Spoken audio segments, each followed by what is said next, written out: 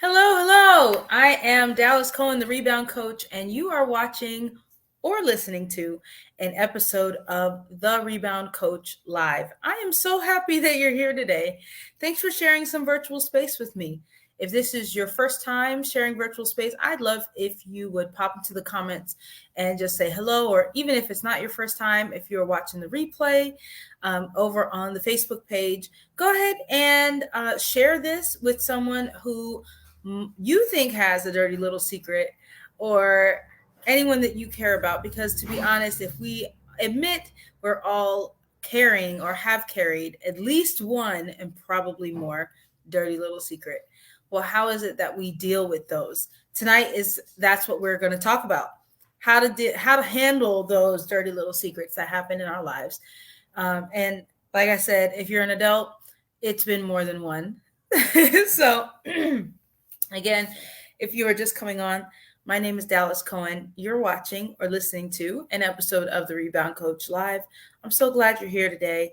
If it's our first time sharing virtual space, I will share just a tiny bit about myself and how it is that we came to sharing some time together today. So here's the headline, guys. I was married. Hi, Lorraine. Good to see you. Thanks for coming on. Just recapping for anyone who might be watching later or listening over on Clubhouse. Here's the deal, y'all. I was married 10 years to a man who wanted me dead. And that doesn't make a whole lot of sense for someone like me. I was raised in a godly home.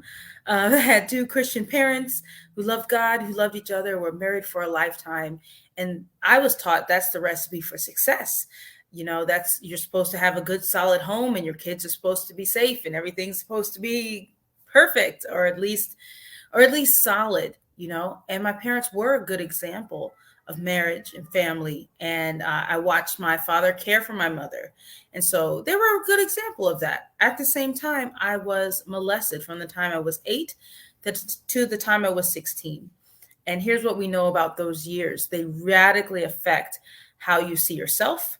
In a household of faith, how I saw God, and how I related to men. And that's common too. In my particular culture, it is 2 out of every 4 women are somehow sexually abused in their childhood in some form or fashion. So while it is very common, it is also very detrimental to someone's identity, as in those years that identity is forming. So fast forward, I met the man I married and eventually divorced. And there were definitely red flags. This was not a situation where, oh, thanks, Lorraine, I appreciate that. This was not a situation where there was a like a honeymoon period and I was deceived. There were definitely red flags present. There were reasons not to be together. As a praying woman, I believed God's answer was yes. And because of that, I believed that whatever trouble would come, we'd overcome it. We'd outlast it. We'd get through it. God would swoop in and save the day. God would heal him. God would fix him. We'd be happily ever after. Okay. Y'all, trouble came like right away and never quite left. We got into a cycle of what I call coping and crisis. This is where you never quite get to good, you never quite get to satisfied or even happy. You just do this coping dance. You're walking on eggshells, and you've managed to learn where his triggers are. Now, they change all the time, but you're doing your best to keep up and try not to set off any explosions in your house. But no matter how hard you try, eventually there's some sort of crisis that topples it all over. And then you're back to square one. It's like shrapnel's all over the ground, and you're having to rebuild and get to that coping dance. And so we did that for, 8-9 years. And things kind of came to a head at the end of 2019, beginning of 2020. And so we had another one of those crises. He actually left for another woman, and I found out a day or two later he and that woman had been plotting my murder.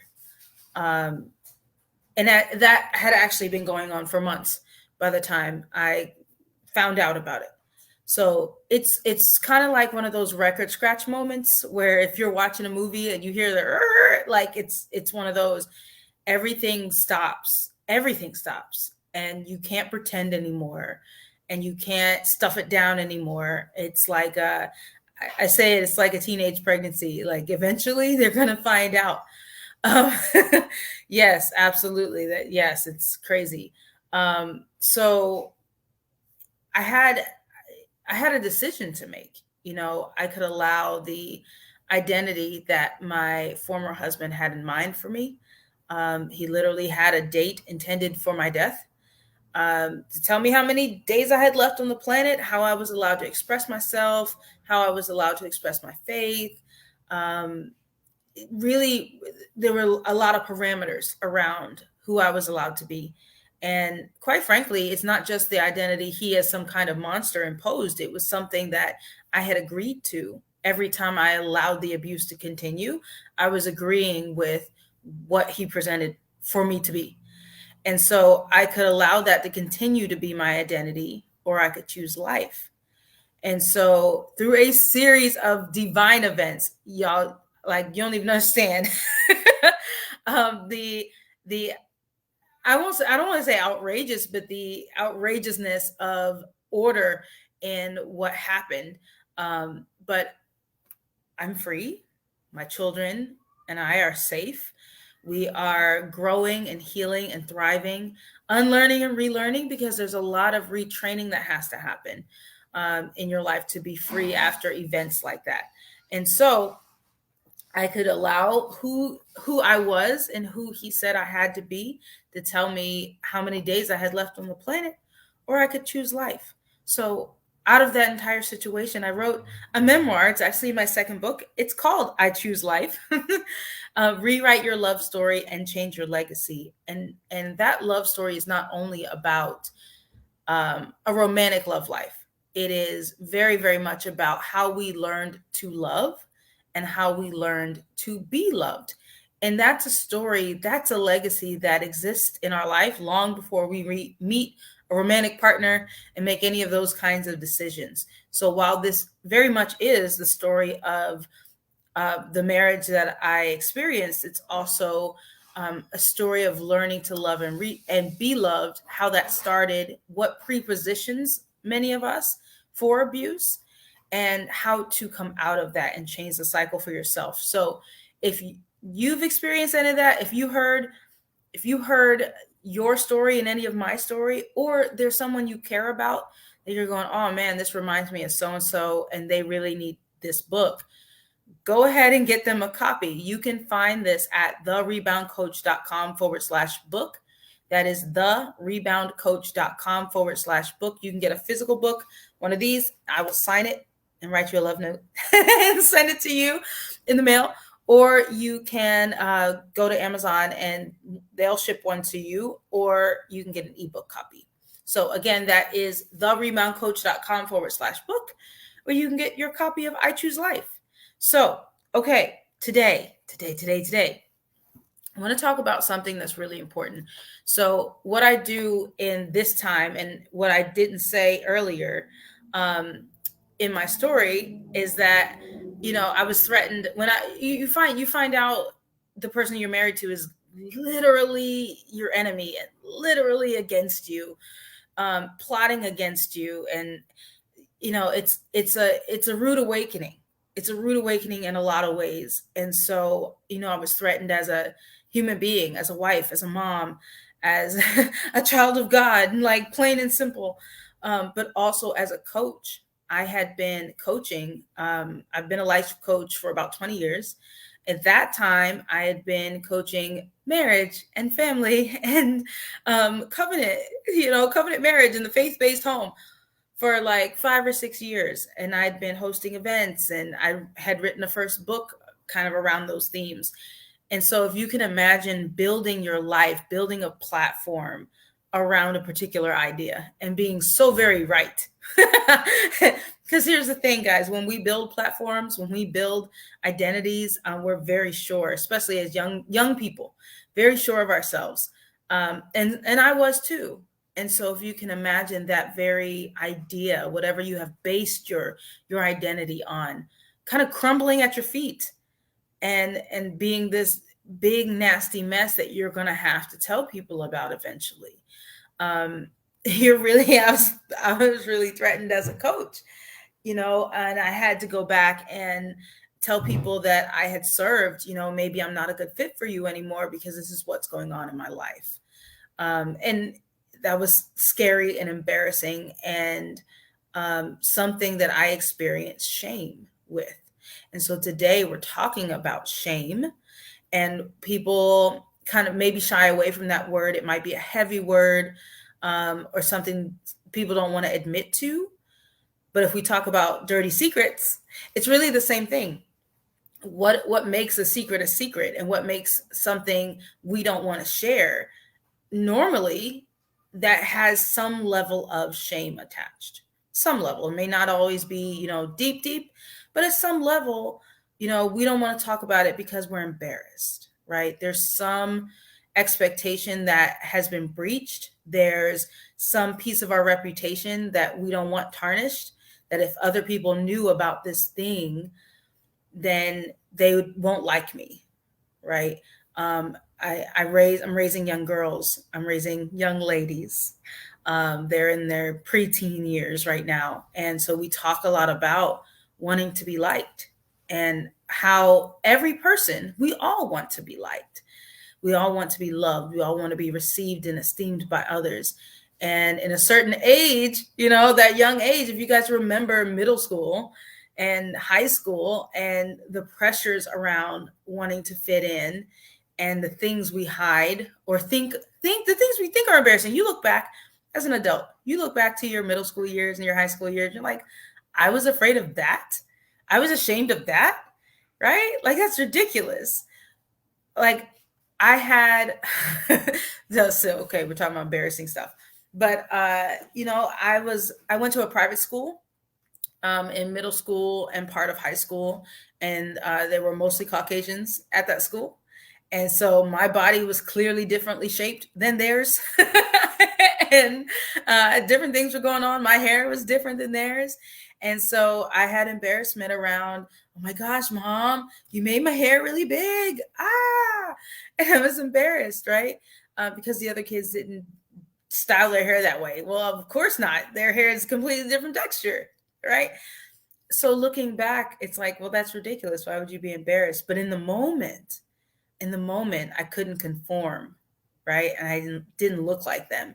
And even in my adult years, in this season of unlearning and relearning, and what's the word they call that? It'll come later, but this I don't know the word, but it'll come. This is where people are retraining themselves spiritually, okay? After religious abuse, emotional abuse, specifically around church and religion. Deconstructing, there's the word. All right. So in this deconstruction that I find myself in, I've been in this season 3 years. Me and my children, we've been in this season 3 years since all of that happened in the story I shared. And so there's a lot. There's a lot to deconstruct, and I am still taking courses to go through trauma, even as I have the honor and the privilege of serving high achieving women of faith who have also been through betrayal or trauma or abuse and want to reclaim territory in their relationship with themselves. While I lead people in that journey, I am also continuing on that journey for myself. We're always in a state of learning and growing and going back and going forward and going back to go forward. And so often when we're in a cycle of shame, when we're in a cycle of embarrassment, we are moving. It's like when you see the iceberg, right? I'm sure you've all seen pictures of icebergs, and you've seen this picture where there's a little hill on the top of the water, and that looks like that's all there is, but there's this mountain of glacier underneath, right? We've all seen that. And you know that what's on the top is just a very small thing than this big, massive thing on the bottom. So when we're looking at our symptoms, all right, we're looking at the areas in life that hold us back, the parts of our life we're not satisfied with. So like, hey man, I struggle with procrastination. I struggle with avoiding things I don't need to avoid. I might struggle with clutter.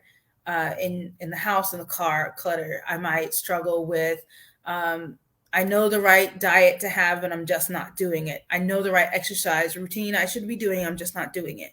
I set goals in the beginning of 2023. Here we are mid-year. What's going on with those, right? This happens to a lot of people. So I'm naming things that are pretty common that I've experienced, that many people that I serve also experience, right? Why is that? So those things are on the top of the iceberg. I can see procrastination. I can see clutter. I can see, other struggles right here on the top. What I don't see under the surface are the motivations for those. So if you say, okay, I'm going to, start another exercise routine. I'm going to, that's going to fix it for me. It never does. It never does, y'all. Not if you don't deal with the other stuff, right? So that's kind of like standing on one of the cliffs of that iceberg above the surface and chipping at it with a hammer or an axe. Are you moving stuff? Sure you are. Are you going to solve the big problem? Not at all. Right. So what happens if we put effort into the surface level things? We don't get progress. We get tired because we're putting effort into that, and the thing doesn't move. So what do you eventually say? It doesn't work. It doesn't work. I'm not going to do it anymore. You give up. And so we do that. And then we have our problems, and whatever they are, we either learn to deal with them, we stuff them down, we pacify them, whatever it is. Okay, so if you'd like out of that cycle, here's some thoughts around dealing with shame. So let's see if I can read my notes over here. How do you know if you're ashamed of yourself? And are you ashamed of yourself? So most folks would be like, no way, not I. I'm not ashamed. I'm the opposite of ashamed. I'm self-assured. I love myself, right? Okay, all right. But how would you know? Here's some signs, not all inclusive, just some signs that there might be shame happening. Projection / judgment of others. Okay, so if you find yourself looking at other people, and we all do this, guys. We all find somebody like, they just think they're so much, right? They just think they're so much. Who do they think they are? Right? You might not say those words. You might say other words that mean the same thing, right? So essentially, what is that? That's us saying we think they are so much. We think they are all that because they're over there living their best life, minding their business, doing whatever it is they do. And we're on the other side of the screen or on the other side of the room or on the other side of the phone app, whatever it is, with our opinions and our judgments, okay? Why is that connected to shame? Okay, why is that connected to shame? It is a push out. It is a push out. I don't want to deal with me, so I'm going to make my attention focused on you. What's wrong with you? What I think is right with you that I'm jelly of? All of that. I'm going to make you the issue so that I'm not the issue. Another sign, okay, one similar though, wanting to point out the flaws of others or the otherness of people to make them less than. Okay, so people in churches do this all day long. All day long. Why are we the right church and they are not the right church? Why is our faith practice correct and their faith practice not correct or less correct? Okay, we do this all day long. Well, what's that got to do with shame? Again, making the issue about someone else, their otherness, making me exalted because I am not them. I am better than them. I am right and they are less right. Okay, all of that. All right. Okay, another last sign I have here. Hiding in all forms. Okay, so, and I've experienced this myself. I've written about it as well. If you've heard about the fight, flight, or freeze responses to trauma, there's also like fawn, and there's one more that I'm not remembering. Fight, flight, freeze, or fawn. Yeah, those are the four. Okay, so You know that those are initial responses to trauma, and people talk about, okay, there's a lion. Do I fight the lion? Do I run away? Am I frozen in paralysis?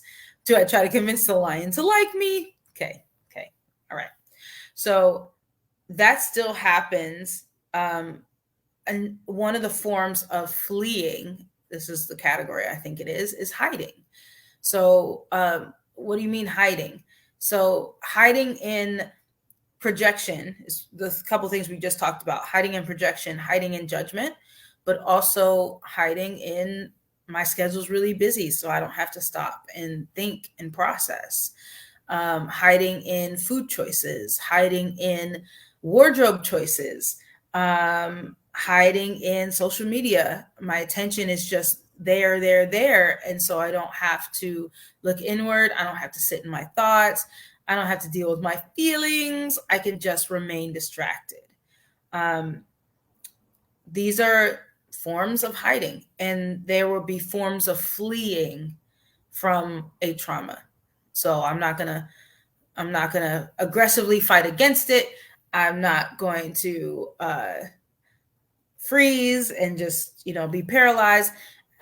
That's an argument, but mostly hiding is a form of fleeing or escaping. Okay, so those might be signs if there's shame as a pattern, shame as an undercurrent going on for you. And I would wager any adult that hasn't done this soul work has this going on because of the nature of life, because of the nature of humanity. Everyone gets injured. We all get injured, some deep, some a few, some many, but we all get injured. And it's a matter of going back and handling those injuries or continuing to walk wounded. And no matter how well we cope, the wound doesn't get better if we don't handle it. It just manifests in new and interesting ways as we grow, as we age, rather. So, highly encourage you, if you haven't done any work in dealing with wounds, to go and deal with them. So, why might you be ashamed? What's the undercurrent of that? Why have I chosen shame? So obviously abuse is attached to that. Anyone who's experienced especially sexual abuse has some level of shame that they've either dealt with or haven't yet dealt with. Unmet expectations of yourself around something that can't be changed. So if you wish you didn't have the parents you had for whatever reason. I wish I had different parents. Okay, that I wish I had a different upbringing, a different childhood experience. Well, that's not something you can change, right? But that unmet expectation, I'm not clean anymore, right? If there's been sexual abuse trauma, any sort of thing around that, I'm not clean anymore. You know what, guys? There's a book, and most folks my age, if you grew up in and around the church, you know this book called "I Kissed Dating Goodbye." It got really, really popular 20 some odd years ago, and has shaped the evangelical line around the sex talk for kids for many years now. And so that whole line of thinking was essentially like, don't date to court. If you anyone who's not familiar, that's the quickest synopsis I can give you. And court just means like only date if you're intending to marry. It's a long story. Anyway, my point is, if you know this story, if you know this topic, if you know this idea, you know how pervasive it is. The author, I found out recently, recanted the whole stance of that book because he heard about the harm that it caused. And one of the things that I kind of study and stay up on is purity culture and patriarchy, and and that's I Kiss Dating Goodbye is pretty much the purity culture manifesto, okay, of the era. And to watch, I watched a documentary of that author talking about how he no longer believes that that's the way to go. And because he was 20 something, he was self-assured, and his message didn't even work for him. And essentially what comes under that in purity culture, one way or the other. Okay. What the idea under it is, if you do things a certain way, you're going to get a certain result. X plus Y equals Z. That is a very simplified way to view the world. And it is a really sexy, alluring idea. It's a weird way to say that, sexy, but it is. It's an alluring idea to say, man, if I only do it right, then things are going to work out. And so that's a message that's taught to kids in the purity culture framework. If you don't have sex before you're married, if you only court and you don't date, if you marry the man from a girl's perspective, if you marry a man that mom and dad say to marry, then everything, or that God says to marry, in air quotes, then everything is going to work out. Right? When I shared my story with you, that was a very strong line that I believed.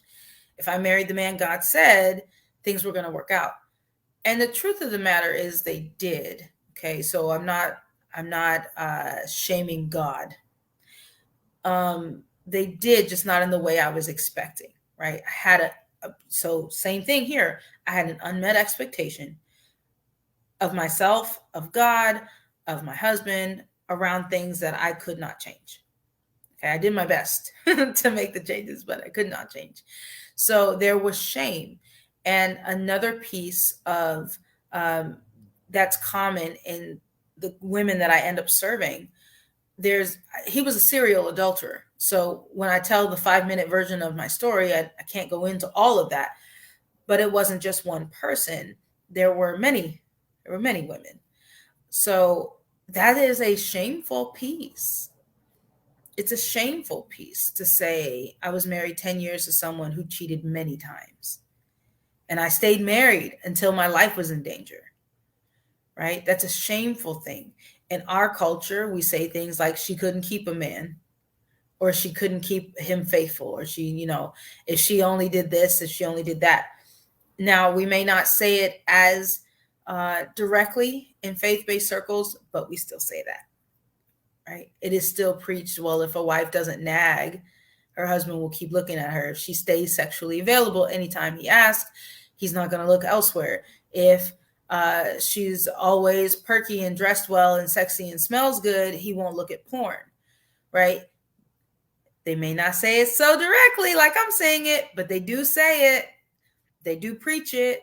The men and the women preach it from the pulpit, that it's the woman's fault if the man strays. So, and whether or not we make verbal assent, faith come by hearing. So the more you hear a thing, the more it becomes acceptable as truth. Whether or not it is true becomes more acceptable the more we hear it. So that was my culture for sure. And so being married to a serial adulterer became very shameful. I had an unmet expectation of faithfulness. I couldn't change the fact that he was not faithful, but I was ashamed that he was unfaithful so frequently and so soon. It was throughout the whole marriage. It didn't come later. And it was a part of the story that I was really ashamed of and didn't want people to know. And so another sign or another background, another reason why I'm looking at. Okay. Oh, another reason that can be why we're ashamed of something.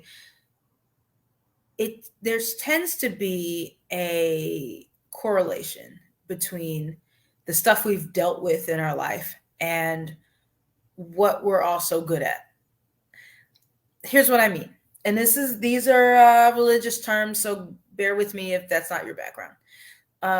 But the stuff that you're anointed for tends to be the area that you are tried in the most. Okay. So it shows your area of identity that's under attack. So if you've been attacked in your sexual identity, in your appearance, maybe you've always had body image issues or other kind of image issues. If somebody told you were stupid, if somebody told you you couldn't do anything. I have a mentor that's incredibly wise, savvy, accomplished, incredible, and has led thousands upon thousands of people to financial freedom and to um, freedom in their households and restored marriages and like all the things. And when she was growing up, she was incredibly abused, horrifically abused. And she had a stepfather that verbally abused her a lot and told her she was stupid and she was ugly and she couldn't do anything right. And this lady is like one of the smartest people I know on the planet. And I have so much admiration. And not just me, like thousands of people, many, many, many people. She has global influence and legacy that's lasting beyond her retirement. And she was told she's ugly and stupid and can't do anything right. And you're such a failure. And she was suicidal. And it just, if you look at the people in history, and I think of Oprah Winfrey, I think of Lisa Nichols, who somebody told her, like, you should never be in public speaking and you can't write. And she's got like all of these bestsellers. And she's a public speaker and she makes millions of dollars, like sharing her, like it's ridiculous. So the same goes for you and I. The areas in which we've been the most criticized, self-criticized and criticized on the outside, the parts of us that we think we're ashamed of, oh man, I really don't want people to know that, she got a D in English. Lisa Nichols got a D in English one time. And her teacher says, I hope you never take up public speaking and you get a desk job, which is just hilarious in hindsight. But, that area that you get criticized in the most is typically the area that you are born and designed to excel in. That's the area for you. And so if you are attacked in your sexuality and your body and your appearance and your ability, if someone tells you can't, you're never going to be good at this. Somebody told me one time, well, you'll be poor, but you're already poor. Yeesh. I remember that. I remember the chill that went down my spine when the person said it too. Like, ooh, I don't receive that. But at the time I was just like, oh, whatever. But think about that. I'm sure there's stuff that's raising for you, some ideas that are raising for you around that too. So think of that and understand that that's a piece of your identity that is strong, that is powerful, that is anointed even to excel. And it is an area that you can lean into and believe instead of the shame, instead of the lie. You can believe that you're strong, that you're powerful, that you're particularly anointed in that area, particularly whatever that area is for you. Okay. Offenses that stick. Okay, this is another thing. So speaking of words that people have said against you that may have caused shame, or events that have happened in your life that may have caused shame. Offenses that stick are areas that show us where I'm trying to read, y'all, and my writing is small. To show us where shame lives in us. So offenses that stick. If you've had people say things to you that are mean, but you don't like, it rolls off because you don't believe that. Like, you just don't believe that. You don't believe it, right? But when someone says something that you get upset on, you're triggered, you swell up, I'm mad now. Okay, that's something in you believes that. Something in you that's tied to something shameful, and you are fighting to defend your own honor, right? Or to protect your own wound, essentially. Like, that's not who I am. It's not. Okay, why are we fighting so hard? Right? Why are we fighting so hard? There's something in there. Because if you really didn't believe it, there'd be no reason to go swinging and be like, oh, keep your opinion. It ain't got nothing to do with me, right? There's a reason. Okay. These are all examples where the voice of others spoke what you already believed or what you chose to believe, and it has somehow limited you, because it limits all of us.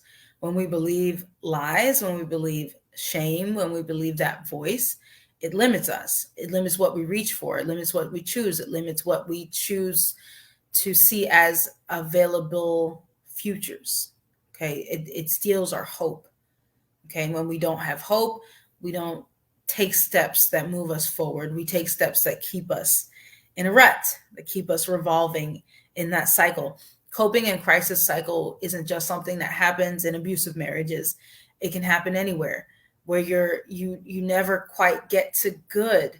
There's this idea that life is gonna get better somehow in the by and by, but the daily mode of operation is it's never gonna get better than this. And the only thing I can do is keep going through the motions and escape in love hungers. I had another episode where I talk about love hungers a little deeper. I don't have time to go into that today, but they are the places where we escape.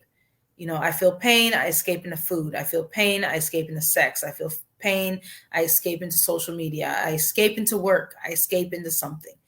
Love hungers. So we go through the motions. We escape when there's pain. We stuff it down. We just keep going, right? You're invited today. I'm invited today to come out of that, to make one step out of that cycle. Okay. So how to come out? I've got 3 steps, y'all, if you're taking notes.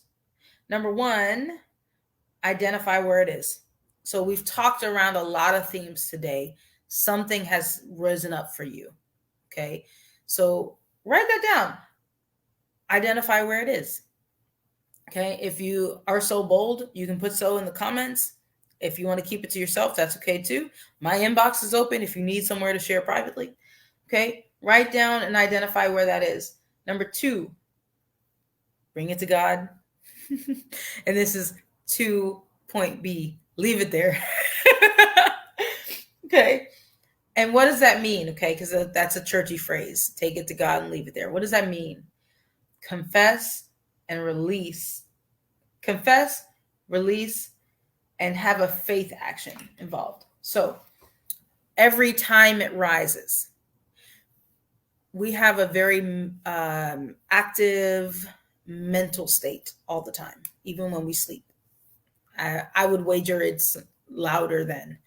But our self-talk tape is always running. The memories are always available. Okay. So it's not like I took it to God and I left it there and I walked away and now I'm some other place. Like our minds are still housed in these bodies that we have and it travels with us. Okay. So it can always rise, right? So it's when the trigger comes, because the trigger does come and it will come. And that's not something we should be afraid of. Because normally when things, we're triggered about something, where I know for myself, I'm very good at shutting a thought down. Even the good thoughts. I'm very skilled in that. Like it comes, whoop, shut it down. It comes, whoop, shut it down. Right? So we know how to do that. We're very skilled in that. Or however we choose to handle triggers, whatever our natural go-to is, we're real skilled in it. Instead of that, now here's the thing. Instead of that, the right action is to sit with it, go into it, speak into it, deal with it, right? Bring God into it, all the things. I don't have time for that, Dallas. I have responsibilities. I have to work. I have to take care of my family. I have to do stuff other than sit and meditate in my thoughts. I get it. Here's the strategy. Okay. The trigger comes. You take out your little notepad or your phone or whatever you're taking notes on. Make a note. Okay. On this day, this thing rose. Oh my gosh. I am mad. I'm sad. I'm frustrated. I'm scared. Whatever the thing is. When you do give yourself time, the mornings and the evenings are an opportunity because you're in the bed or in the bathroom, okay, around those times of the day. So depending on your situation, whether or not you're alone in the bed or the bathroom, but take those moments or, whatever moment in the day works for you. Those are just suggestions. Take those moments, and even if it literally is a moment, I am not giving you a prescribed amount of time. Oh, you got to meditate for 5 minutes. Oh, you got to meditate for an hour. A moment, however long that is. Okay, God, this trigger happened. And literally, it's like a conversation. When I thought about when this happened, it reminded me of this. And when that memory makes me feel like that, and I'm mad about it, or I'm sad about it, or I'm scared about it, I'm scared because, and say why. I'm ashamed because, and say why. I feel dirty and embarrassed because, and say why. You're just talking to God. It's private between you and him. You have a journal, jot that stuff down. Okay? Walk yourself through it and invite God to it. Where were you when? That's a safe and okay question to ask God. Where were you when? Why didn't you intervene when? I was expecting this of you and I didn't get what I was expecting of you. And now I'm a little afraid of you because I'm not sure, or a lot afraid, because I'm not sure you are who they say you are. That sounds mean, but if that's in your heart and you never voice it, if you never admit it to yourself because you're ashamed of being mad at God, or ashamed of not believing the full character of God the way you've been taught, that doesn't go away. Your question doesn't go away. Your heart cry doesn't go away because you don't acknowledge it. It just operates in ways that you're not in control of. So I offer you an opportunity to have more control over yourself, over your decisions, over your subconscious, by voicing those triggers. So, number one, identify where it is. Number two, bring it to God, leave it there. How do you do that? Confess, release, take a faith action with that. Whatever comes, and it's different for everything.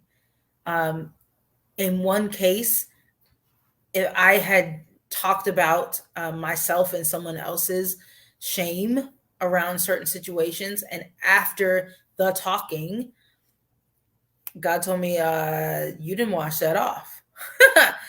What? You didn't wash that off. Oh. So the faith action was to literally wash my hands. Literally, if you think about mikvah.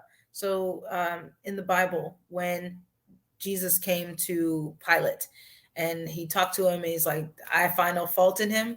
I wash my hands of him, right? I wash my hands of him. Wash my hands of that. That is one way of a ceremonial release of a something. So same thing, like, hey, I just talked up all of this shame and I'm brought you into it, God, and I'm praying about it. And every time it rises, I do the same steps. Does that make things take more time? Yes. Is that not the habit? Yes. Does that take more energy? Yes. Will it make you tired? Yes. In the beginning, yes, you're learning a new skill. You're learning a new response to trigger. Yes, all the things. Is that worth it? Yes. Is it also the only way out of having that particular trigger traumatize you for the rest of your life? Yes. Yes. That's the way out. The only way out is through. All right. So for me, the action step in that case was like, I literally washed my hands to say, I'm washing this shame off my hands and off my arm and off my body and off my heart and off my mind, like all the things. Okay. So you can do whatever rises for you, but that's an example. All right. And number three, confess and live in the opposite identity, your true identity. So we talked about earlier that the area in which that you've experienced attack, trauma, drama, a pattern of attack in a particular area tends to be the area you have strength in, that you're anointed for. And so confess your new identity. All right. Whatever that is. I am strong. I am capable. In the example that I gave you, I am lovable and I deserve faithfulness. I deserve faithfulness in a friend, in a business partner, in a marital partner, in any partner. I deserve faithfulness to myself. I deserve faithfulness to my God. I deserve faithfulness from my God. All the things. Okay. So confessing the truth over yourself. Is that going to be hard? Yes. But you're worth it. You're absolutely worth it. And so I have the honor and privilege of, we talked about escapes earlier, and the less healthy versions of escape, but there are healthy retreats, healthy places to come away from your everyday grind and experience peace, experience love, experience healing, experience sisterhood. And I have the honor of hosting and co hosting retreats called Sanctuary Experience. They happen twice a year. There's one coming up soon in the fall, and I want to share a tiny video with you about it. And I'm coming right back after that.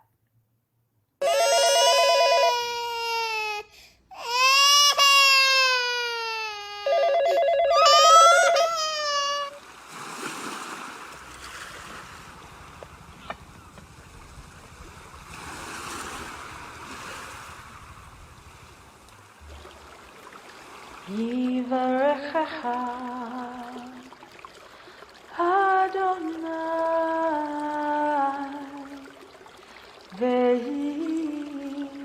וישמרך, יאר אדוני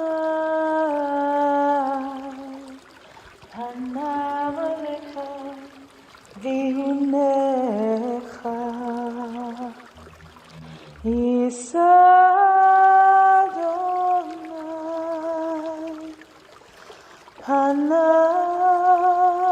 אליך וישם לך שלום.